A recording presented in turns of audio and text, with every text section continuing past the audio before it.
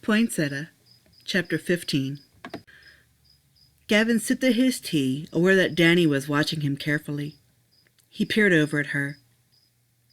"Who told you that I was a vampire?" She looked away, almost shamefully.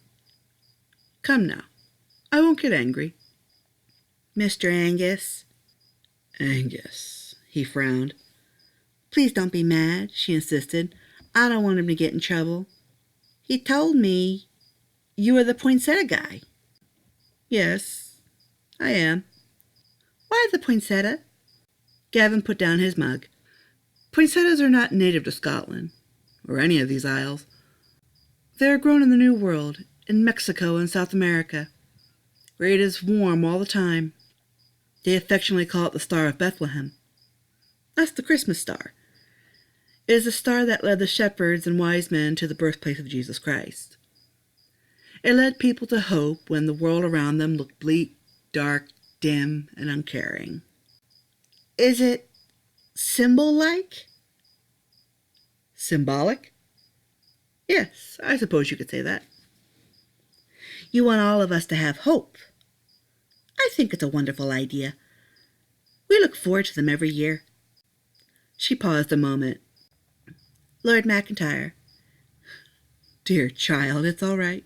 Please, you may call me Gavin if you wish." "Gavin." "That's my name." "You," she began with a deep blush, "really love children, don't you?" "Very much. I suppose I never realized just how important children were to me until I had them appear into my life. Now I cannot imagine a world where children are not precious to me or anyone else. It is one of many reasons that this building is so important to me." Danny snuggled Bumblebee as she spoke. "Gavin, Mr. Angus told me about Caradwyn.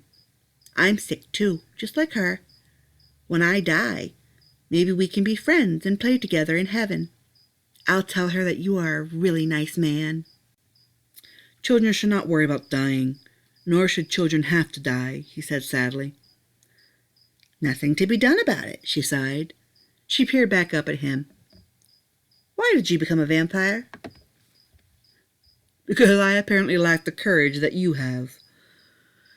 I was afraid to die. I was afraid to die as a human. Life as it was just too short and too dangerous. Perhaps I was ambitious. Perhaps I was a coward." He took another sip of his tea. "I was 28 years old when I became—" "Oh, this was so very long ago, lass. Christianity was budding in the populated areas, but the clansmen isolated out in the country still practiced the old ways. I don't believe I had ever even seen Strathaven then. There was an old hermit that lived deep in the woods. A lot of people said that he was a wizard, a demon, or a dark fairy, luring children into his clutches where they normally would not return. But sometimes they would return, but they wouldn't be themselves anymore. Mistaken for changelings, we were forced to kill anyone who returned from his home who acted strange. Little did we realize that he had been feeding on the children, turning some into servant vampires. He had managed to lure away 4 young children. I had volunteered to face this dark man myself and bring the children back before he could change them into something else. I was able to free them, but I was the prisoner then. It was only a few days, but I came to hate that man, envy him, and fear him. He wanted to kill me. As a coward, I pleaded for my life rather than taking a hero's death, and he gave me this vampiric life. But," Gavin smirked, feeling the power within me grow, seeing and feeling new sensations, "I felt confident and—" "You killed him?" Gavin nodded. "I killed him. I now had eternity and a clearer understanding of the world to make it mine. I built McIntyre Castle and took a sense of command over the town." "Do you still love life?" "I need to remember how to enjoy it more," he chuckled.